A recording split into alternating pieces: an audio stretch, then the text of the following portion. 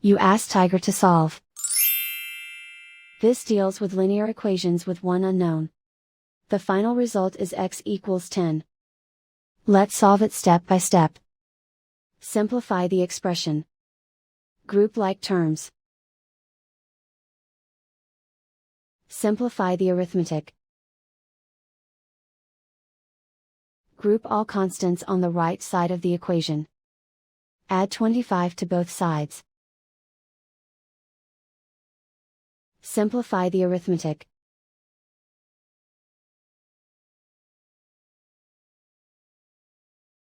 Isolate the x. Divide both sides by 10.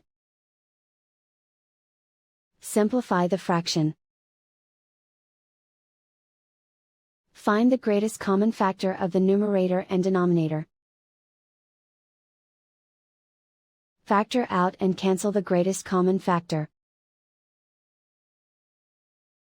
And so the final result is x equals 10.